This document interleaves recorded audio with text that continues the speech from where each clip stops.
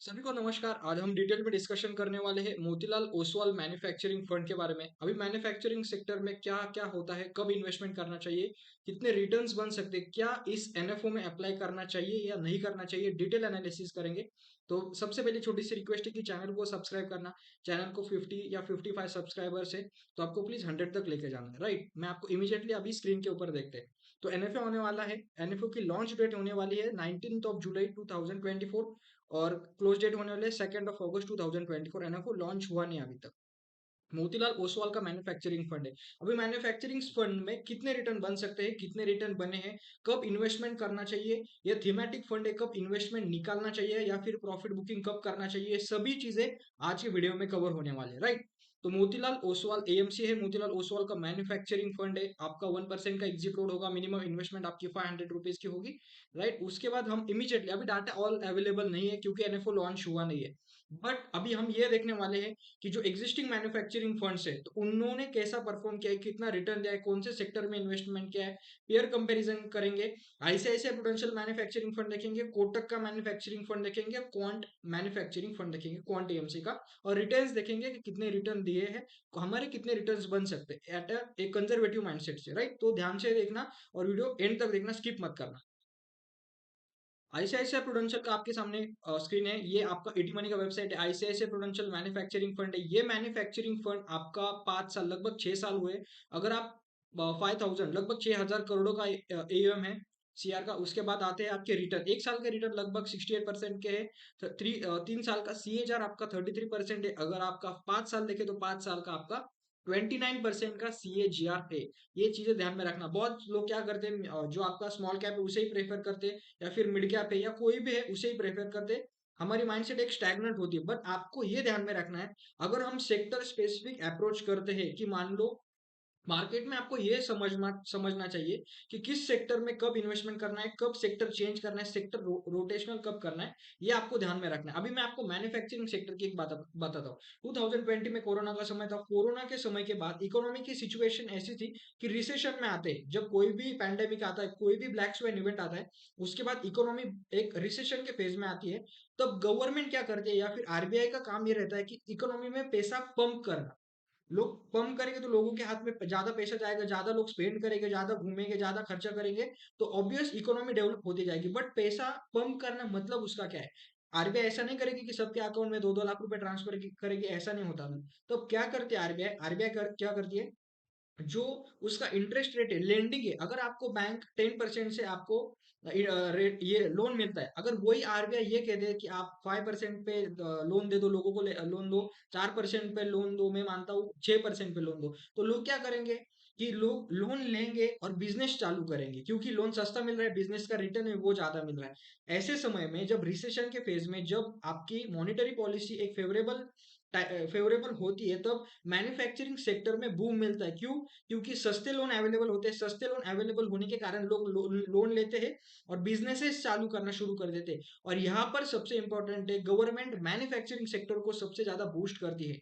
Manufacturing sector को support क्यों करती है? क्योंकि उससे एम्प्लॉयमेंट बढ़ती है। आपकी जीडीपी में एक स्ट्रॉन्ग आपका मैन्युफैक्चरिंग सेक्टर का रोल है टर्शियरी सेक्टर के बाद। ये चीजें ध्यान में रखना। विदाउट मैन्युफैक्चरिंग सेक्टर आपकी पर कैपिटा जो इनकम है वो कभी डेवलप नहीं होगी। अगर हम देखते हैं कि हमारी इकोनॉमी 3rd या 4th नंबर पर है, राइट, पूरे ग्लोब में, बट हमारी जो पर कैपिटा इनकम है वो बहुत कम है। बट अगर आप चाइना की देखोगे तो पर कैपिटा इनकम उनकी बहुत ज्यादा है। क्यों ज्यादा है? क्योंकि लोगों के हाथ में डिस्पोजेबल इनकम ज्यादा आता है। डिस्पोजेबल इनकम मतलब टैक्स वैक्स सब कट करके। वो कब आएगा? जब आपकी मैन्युफैक्चरिंग ज्यादा होगी, जब आपके लोगों को ज्यादा पगार मिलेगा, वेजेस ज्यादा होगी, जब आपकी एक रोलिंग इकोनॉमी होगी, तब लोगों के हाथ में पैसा आ जाएगा। ठीक है। इतना एक थोड़ा कॉम्प्लेक्स था, बट आपको ये समझना चाहिए कि अभी एक सिंपल थोड़ा सा कंक्लूजन देता हूँ कि मैन्युफैक्चरिंग सेक्टर में कब इन्वेस्टमेंट करना चाहिए। जब कोई भी रिसेशन का फेज हो, रिसेशन के बाद ऐसा इकोनॉमी ऐसी आती है, पहली इकोनॉमी अब ट्रेंड में थी, उसके बाद एकदम रिसेशन का फेज एकदम टॉप पर हो गई, उसके बाद रिसेशन आया। जब ये लोअर पॉइंट रहते हैं ना, ये लोअर पॉइंट पर हमें इन्वेस्टमेंट करना चाहिए। फिर से गवर्नमेंट उनके लैंडिंग रेट्स कम करती है और उसकी वजह से इकोनॉमी को बूस्ट मिलता है। मैन्युफैक्चरिंग सेक्टर, उसके बाद आपकी जो टर्शियरी सेक्टर है उसको उसको बूम मिलता है। टूरिज्म सेक्टर भी इसमें आता है, ऑटोमोबाइल सेक्टर भी इसमें आता है। ये आपको कंसिडर करना चाहिए। तो हमारा इंडिया का जो अभी अगर आप सिचुएशन देखोगे तो 2020 या 2022 के बाद बात प्रोडक्शन को, बहुत सारे प्रोडक्शन लिंक इंसेंटिव लॉन्च किए गवर्नमेंट ने। ये चीजें आपको बहुत क्लियर कट होनी चाहिए कि कौन से सेक्टर को क्या क्या फैक्टर्स अफेक्ट कर रहे हैं। ये वीडियो थोड़ी सी कॉम्प्लेक्स होने वाली है, थोड़ी लंबी हो सकती है, तो वीडियो को सेव करना। और सबसे एक छोटी सी रिक्वेस्ट है कि चैनल को प्लीज सब्सक्राइब करना। 50 या 54 सब्सक्राइबर्स है, उसे प्लीज 100 तक लेके जाना, ये छोटी सी रिक्वेस्ट है।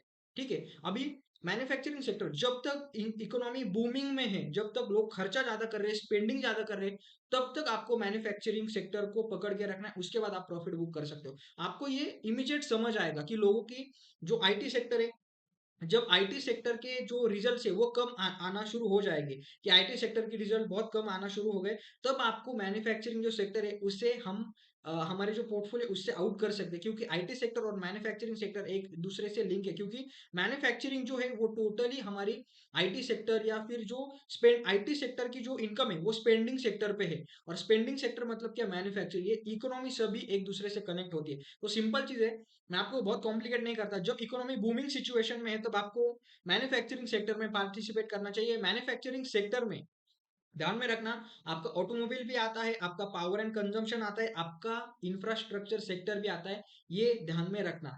आपको तो अलग अलग लेने की जरूरत नहीं कि मैन्युफैक्चरिंग लिया तो ऑटोमोबाइल लेना है, नहीं, उसके अंदर इंक्लूडेड है। ये चीजें हम देखने वाले, राइट।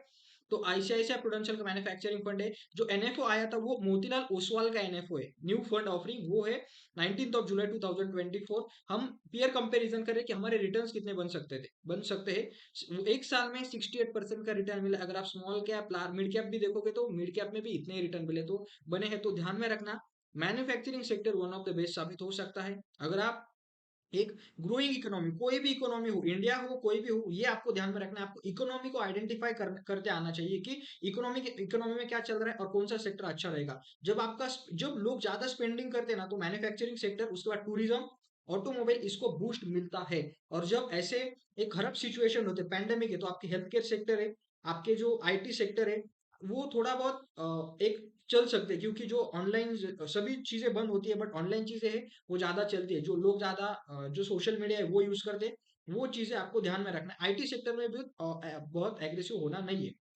राइट। तो 5 साल का अगर रिटर्न देखें तो 29% का सीएजआर है, ये आपको देखना है। अगर हम मिड कैप पे देखें, स्मॉल कैप का भी देखें, तो स्मॉल कैप में भी इतने रिटर्न्स नहीं बनते आपके। तो आपको सेक्टर चूज करना ध्यान में रखना है, आना चाहिए। क्योंकि हर बार स्मॉल कैप रिटर्न नहीं देता, बट हर बार आपको अच्छा सेक्टर रिटर्न दे सकता है, राइट। यहाँ पर अगर आप देखें तो 33% का अगर आप सीएजआर है, 29% का सीएजआर है, तो ये सभी इक्विटी का है। और ये सभी, अगर आप 50% का लार्ज कैप है, सिर्फ 18% का, और 20 स्मॉल कैप 19 लगभग, और 24% का मिड कैप है। तो लार्ज कैप में भी पैसे बनते हैं, आपको मालूम होना चाहिए सेक्टर कौन सा अच्छा है। यहाँ पर अगर आप सेक्टर देखें तो capital goods, automobile, metal mining, material, ये चीजें ध्यान में रखना। लार्ज कैप में भी आपके पैसे बनते हैं, आपको सिर्फ सेक्टर चूज करते आना चाहिए। उसके बाद देखेंगे कोटक का मैन्युफैक्चरिंग फंड। यहाँ पर तो देखिए हमने कि रिटर्न्स कितने बने हैं, लगभग 68%, 33, 29। कोटक का देखने वाले मैन्युफैक्चरिंग, कोटक को 2 साल 5 महीने हुए हैं। और कोटक का अगर एक साल का रिटर्न देखें तो 55% के लगभग रिटर्न है। यहाँ पर अगर हम स्टॉक्स में देखें तो उनका भी automobile one of the best है मैन्युफैक्चरिंग सेक्टर में, या फिर आपके capital goods, health care, metal and mining. उसके बाद आते हैं क्वांट का मैन्युफैक्चरिंग फंड। ये मैं एकदम फास्टली क्यों दिखा रहा हूँ आपको, जिस सेक्टर का पीयर का एनालिसिस होना चाहिए कि हाँ सेक्टर अच्छा रिटर्न देता है, कौन से समय में देता है, ये सिर्फ ध्यान में रखना है। ऐसा नहीं कि आपको पैंडेमिक आया फिर, या फिर इकोनॉमी में रिसेशन के क्राइसिस चल रहे और आप मैन्युफैक्चरिंग में इन्वेस्टमेंट कर रहे हैं, नहीं। जब इकोनॉमी रिसेशन से बाहर आना शुरू होती है ना, तो मैन्युफैक्चरिंग सेक्टर को आपको ध्यान में रखना है। क्योंकि गवर्नमेंट का ही मोटिव रहता है मैन्युफैक्चरिंग इंक्रीज हो, क्योंकि उसके वजह से एम्प्लॉयमेंट, आपका पर कैपिटा इनकम वो बढ़ता है। ये क्वांट का मैन्युफैक्चरिंग फंड है। क्वांट के मैन्युफैक्चरिंग फंड में आपका आता है equity 98%, large cap 48%, mid cap small cap 30%। उसके बाद consumable staple, health care, automobile, energy, ये आपको कंसिडर करना चाहिए। तो लास्ट में एक कंक्लूजन है, मैं आपको एक क्लियर कट बता देता हूँ कि मोतीलाल ओसवाल के मैन्युफैक्चरिंग फंड के जो एनएफ है उसमें अप्लाई करना चाहिए या नहीं करना चाहिए। 100% करना चाहिए। बट आपको ये ध्यान में रखना चाहिए, थीमेटिक फंड है, अगर कोई मार्केट में ब्लैक स्वान इवेंट आता है तो सबसे पहले हिट होने वाला है ये सेक्टर है। बट इससे डरना है क्या, बिल्कुल डरना नहीं। आपके पोर्टफोलियो में बैलेंस प्रोपोर्शन होना चाहिए। मान लो मैन्युफैक्चरिंग सेक्टर आपका अगर 10% का है, तो आपको डरने की कोई जरूरत है ही नहीं। आप बिंदास उसमें टोटल पार्टिसिपेट कर सकते हो 10% तक। राइट? ये चीजें ध्यान में रखना, और यहाँ तक अगर वीडियो देखा होगा तो चैनल को सब्सक्राइब करना, लाइक करना। लास्ट का कंक्लूजन एक फाइनल वर्ड में बताता हूँ, तो 100% मैन्युफैक्चरिंग फंड के एनएफओ में अप्लाई करना चाहिए, वन ऑफ द बेस्ट साबित हो सकता है अभी के इमर्जिंग इकोनॉमी में, ये ध्यान में रखना। Thank you very much, have a great day.